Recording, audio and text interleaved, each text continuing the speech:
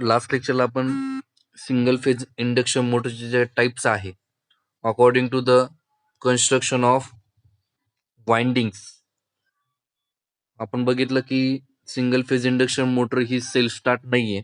So ती motor self start करण्यासाठी आपल्याला 2 वाइंडिंगची गरज भासते. तर त्या सिंगल फेज इंडक्शन मोटरमध्ये आपण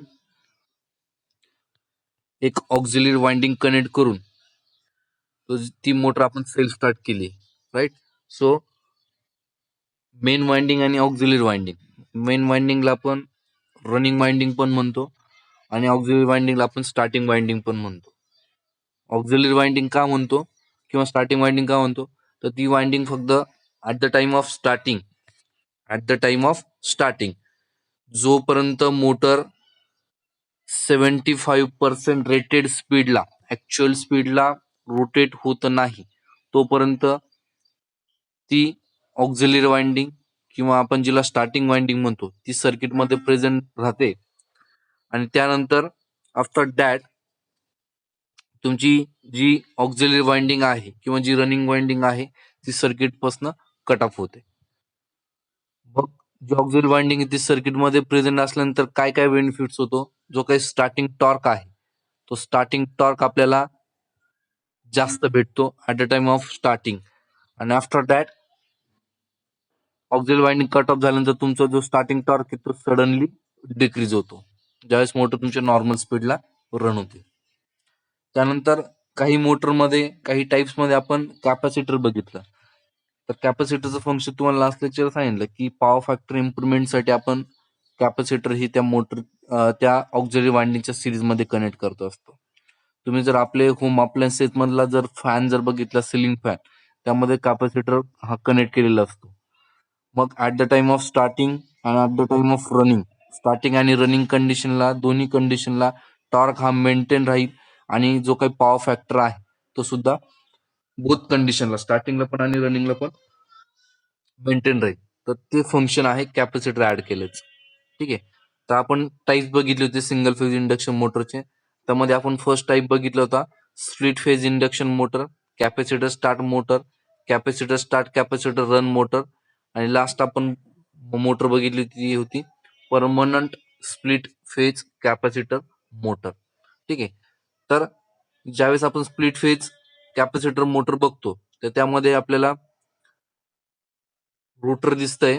ठीक आहे. त्यानंतर मेन वाइंडिंग आहे आणि ऑक्झिलरी वाइंडिंग आहे आणि त्या ऑक्झिलरी वाइंडिंगच्याच सिरीजमध्ये आपल्याला एक सेंट्रिफ्युगल स्विच दिसतो आहे. त्याच्या अक्रॉसमध्ये आपण सप्लाय कनेक्ट केलेला आहे दोन्ही वाइंडिंगच्या. त्यानंतर ज्यावेळेस आपण सप्लाय ऑन करतो त्यावेळेस दोन्ही वाइंडिंग मधनं करंट फ्लो होतो, मेन वाइंडिंग आणि स्टार्टिंग वाइंडिंग मधनं. करंट फ्लो झाल्यानंतर त्याचा जो रिझल्टंट आहे त्या रिझल्टंटने आपल्याला जे काही मुव्हिंग फ्लक्स, रोटेटिंग फ्लक्स तयार होतं, त्या फ्लक्सने तुमचं जे रोटर आहे तर ते रोटर रोटेट होतं. ठीक आहे. आणि ज्यावेळेस मोटर 75% रेटेड स्पीडला, नॉर्मल स्पीडला किंवा ऍक्च्युअल स्पीडला ज्यावेळेस रन होईल त्यानंतर तुमचं जे काही ऑक्झिलरी वाइंडिंग आहे किंवा सेंट्रिफ्युगल स्विच आहे ते इनिशियल कंडिशनला क्लोज असतं आणि ते स्विच ऑटोमॅटिकली ओपन होतं आणि ऑक्झिलरी वाइंडिंग ही सर्किटपासून कट होते. ठीक आहे. मग रनिंग मध्ये फक्त तुमची मेन वाइंडिंग प्रेझेंट असते. ठीक आहे. त्यामुळे आपण ज्यावेळेस स्पीड टॉर्क कॅरेक्टरिस्टिक्स ज्यावेळेस आपण बघतो त्यावेळेस तुमचा जो स्टार्टिंग टॉर्क आहे तो नियर अबाउट 150 पर्यंत दिसतोय तुम्हाला. बोथ वाइंडिंग ज्यावेळेस प्रेझेंट मध्ये असतात त्यावेळेस तुमचा स्टार्टिंग टॉर्क हा बेटर दिसतोय. आणि त्यानंतर खाली डॉटेड लाईनने जी लाईन दाखवली आहे तर ती सेंट्रिफ्युगल स्विच ऑपरेट झाल्यानंतर तुमची ऑक्झिलरी वाइंडिंग कट झाल्यानंतरचा स्टार्टिंग टॉर्क तुमच्या स्क्रीनवरती दिसतोय, तो सडनली डाऊन होतोय. ठीक आहे. सो रनिंग कंडिशनला तो टॉर्क आहे तो कमी असतो आणि स्टार्टिंगला हा टॉर्क जास्त असतो due to presence of auxiliary winding. त्यानंतर नेक्स्ट मोटर आपण बघितली ती कॅपॅसिटर स्टार्ट मोटर. त्यामध्ये एक कॅपॅसिटर स्टार्टिंगला आपलं ऑक्झिलरी वाइंडिंगला सिरीजमध्ये कनेक्ट केलेलं असतं. सो स्टार्टिंगला इनिशियल कंडिशनला कॅपॅसिटर आणि ऑक्झिलरी वाइंडिंग ही प्रेझेंट मध्ये असते. After that centrifugal switch operate झाल्यानंतर कॅपॅसिटर आणि तुमची जी ऑक्झिलरी वाइंडिंग ती कट होऊन जाते. तर त्यामुळे कॅपॅसिटर प्रेझेंट असल्यामुळे टॉर्क तुम्हाला नियर अबाउट 310-320 च्या आसपास दिसतो आहे ग्राफमध्ये. आणि ज्यावेळेस कॅपॅसिटर आणि ऑक्झिलरी वाइंडिंग सर्किट मधनं ऍबसेंट होते. त्यानंतर तुमचा जो स्टार्टिंग टॉर्क आहे तो डॉटेड लाईन दाखवलेला आहे, तो सडनली डाऊन होतो. त्यानंतर आपण नेक्स्ट मोटर आपण बघितली होती कॅपॅसिटर स्टार्ट, कॅपॅसिटर रन. या मोटरमध्ये 2 कॅपॅसिटर आहे. जे रनिंग कॅपॅसिटर आहे ते परमनंटली तुमच्या सर्किटमध्ये प्रेझेंट असतं आणि जे तुमचं ऑक्झिलरी कॅपॅसिटर, ज्याला स्टार्ट कॅपॅसिटर म्हटलेलं आहे, स्क्रीनमध्ये तुम्हाला दिसत आहे, ते स्टार्ट कॅपॅसिटर फक्त at the time of starting present मध्ये असतं. त्यामुळे एक कॅपॅसिटर हे रनिंग कंडिशनला पण असतं आणि एक कॅपॅसिटर स्टार्टिंगला असतं. त्यामुळे ह्या मोटरचा जो स्टार्टिंग आणि रनिंग टॉर्क आहे तो तुम्हाला ह्या ग्राफमध्ये दिसतोय.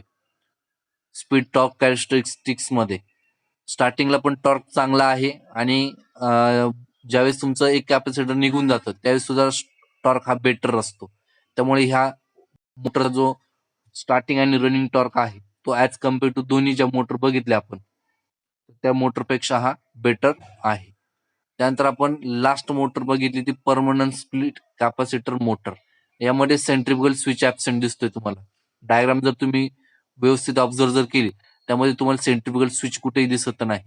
त्यामुळे या मोटरमध्ये मेन वाइंडिंग आणि ऑक्झिल वाइंडिंग दोन्ही वाइंडिंग ह्या आणि कॅपॅसिटर दोन्ही वाइंडिंग ह्या स्टार्टिंगला पण आणि रनिंगला पण दोन्ही कंडिशन मध्ये सर्किटमध्ये प्रेझेंट असतात. त्यामुळे ह्या मोटरचा टॉर्क हा बेटर आहे. ठीक आहे. तर त्यानंतर आपण आता नेक्स्ट मोटर बघतो आहे ती आहे तुमची शेडेड पोल इंडक्शन मोटर. आता ह्या शेडेड पोल इंडक्शन मोटर मध्ये काय चेंजेस केले ते तुम्हाला समजतील. ठीक आहे. डायग्राम मध्ये तुम्हाला दिसत आहे. यामध्ये जो तुमची स्टेटर आहे, तुमचं ज्या स्टेटर आहे त्या स्टेटरचे 2 पार्ट केलेले आहे. एक शेडेड रिजन आणि एक नॉन शेडेड रिजन. तुमच्या स्क्रीनवरती जो शेडेड रिजन नावाचा जो डिनोट दिसतो आहे तो तुमचा हा पार्ट जो आहे त्यावरती कॉपरची एक रिंग वाउंड केलेली आहे आणि उरलेली जी मेन वाइंडिंग आहे ती पूर्ण त्या एका पोलवरती वाउंड केलेली आहे. त्या पोलचे 2 डिव्हिजन केलेले. तुम्ही जर व्यवस्थित ऑब्झर्व जर केलं तर त्या पोलचे 2 डिव्हायडेशन केलेले आहे. एका हाफ पार्ट मध्ये, एका स्मॉल पार्ट मध्ये जो डार्क ब्लॅक लाईनने तुम्हाला जी रिंग दिसते तिला आपण शेडेड रिजन म्हणतोय आणि पूर्ण जो रिजन आहे ज्यावरती मेन वाइंडिंग वाउंड केली तो अनशेडेड रिजन आहे. शेडेड आणि अनशेडेड पोलचे 2 डिव्हिडेशन केलेले लक्षात घ्या. 2 पोल दिसत आहे तुम्हाला, एक अप्पर साईडला आणि एक लोअर साईडला, रोटरच्या आउटर साईडला अप्परला आणि लोअरला 2. काही प्रॉब्लेम आहे?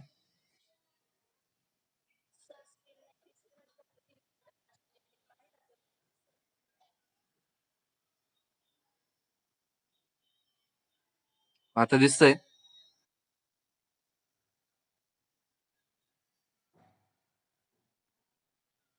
स्क्रीन दिसतंय का आता?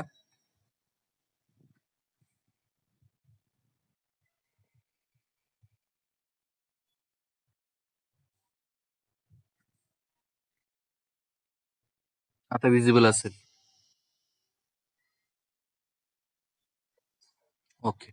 सो हे जे 2 पोल दिसतात रोटरच्या साईडला, तर ते जे पोल आहे त्यामध्ये 2 डिव्हिडेशन केलेले, 2 पार्ट केलेले आहे. एका पार्टला शेडेड पोर्शन म्हणतो आणि एका पार्टला अनशेडेड पोर्शन म्हणतो. ठीक आहे. त्यानंतर स्क्युलर केज रोटर आहे, त्याच्या आउटर फेरीला योक दिसत आहे. योक म्हणजे ही सर्वात बाहेरची लेअर असते मोटरच्या सर्वात बाहेरची लेअर असते जी फक्त प्रोटेक्शनसाठी यूज केलेली आहे. ज्यामध्ये आतले जे पार्ट आहे, रोटर असेल, आर्मेचर असेल, त्याला प्रोटेक्शनसाठी ही लेअर असते. त्यानंतर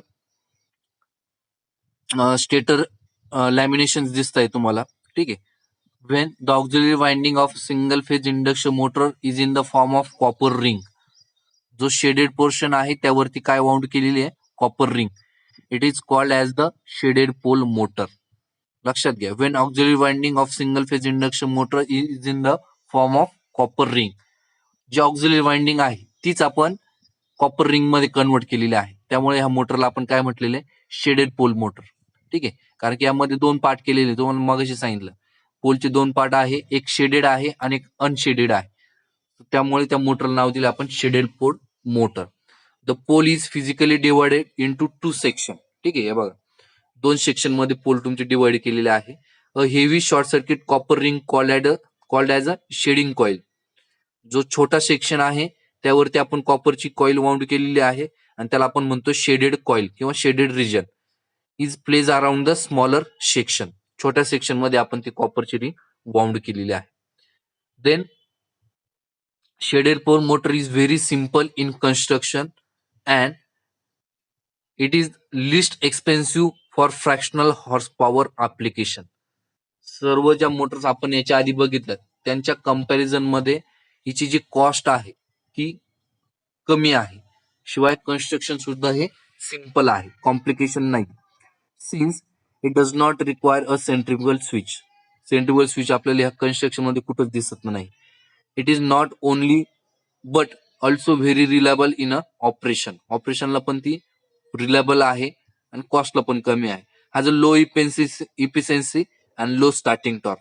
ह्या मोटरची इफिशियन्सी ही कमी आहे, म्हणजे लॉसेस जास्त आहे. लॉसेस का बरं जास्त असतील तर कॉपर मटेरियल किंवा कॉपरची जी रिंग आपण वाउंड केलेली पोलवरती, तर कॉपरचं मटेरियल जेवढं जास्त वापरू तेवढे लॉसेस इन्क्रीज होतात. कॉपर लॉसेस या मोटरमध्ये जास्त आहे. लॉसेस जास्त म्हणजे इफिशियन्सी कमी. ठीक आहे. So high has a low efficiency and low starting torque. जो स्टार्टिंग टॉर्क आहे तो कमी आहे. ठीक आहे. का बरं तर कॅपॅसिटर सुद्धा आपलं ऍबसेंट आहे. त्यामुळे जो स्टार्टिंग टॉर्क आहे शेडेड पोल इंडक्शन मोटरचा तो कमी आहे. त्यानंतर प्रिन्सिपल ऑफ ऑपरेशन. तुमचे जे काही ह्या मोटरचे जे ऑपरेशन आहे ते 3 पार्ट मध्ये डिवाइड केलेले आहे. फर्स्ट पार्ट कोणता आहे? 3 इंटरव्हल आहे, ए बी सी. या 3 इंटरव्हल मध्ये तुमचं हे ऑपरेशन होत असतं. When the flux increases from 0 to maximum. Initial कंडिशनला मोटर बंद असते. ज्यावेळेस आपण स्विच ऑन करतो, स्विच ऑन केल्यानंतर शेडेड पोर्शन आणि अनशेडेड पोर्शन मधनं करंट फ्लो होतो. करंट फ्लो झाल्यानंतर फ्लक्स तयार होता. मग ते फ्लक्स पहिल्यांदा 0 असतात. का बरं तर मोटर बंद असते, सप्लाय बंद असतो. ज्यावेळेस सप्लाय ऑन करतो तर फ्लक्स 0 पासून कुठेपर्यंत जाता? मॅक्झिममला. ठीक आहे. 0 to maximum. When the flux is almost maximum. 0 पासून फ्लक्स कुठे गेले आता? मॅक्झिममला गेले. देन थर्ड कंडिशन कोणती? When the flux is decreasing from maximum to 0. ठीक आहे. तर ते मॅक्झिमम फ्लक्स परत कुठे येतात? 0ला येतात. म्हणजे हे सायकल कंटिन्युअस होत आहे बघा. 0 टू मॅक्झिमम, मॅक्झिमम रीच झालं का परत मॅक्झिमम पासून 0ला, परत 0 टू मॅक्झिमम. अशा पद्धतीने जे रोटेशन होतंय फ्लक्सचं, त्याच रोटेशनने तुमची मोटर काय होते? त्याचं रोटर काय होतंय? मूव्ह होतंय. ठीक आहे. पुढे बघू. Any changes in the flux in which pole of the motor is responsible for an induced EMF in the shading coil in accordance with the Faraday's law of induction. ठीक आहे. ते फ्लक्स कसे flow होत आहे म्हणजे unshaded portion to shaded portion. Shaded unshaded पासून शेडेडला जाता, परत अनशेडेडला येतात. ठीक आहे. Since the shading coil forms a close loop having a very small resistance, a large current is induce in the shading coil. The direction of the current in such a way that it always creates a magnetic field that opposes the change in the flux in the shaded region of the pole. ठीक आहे. जे flux तयार होता ते maximum कुठे असतात? Shaded पोर्शनला.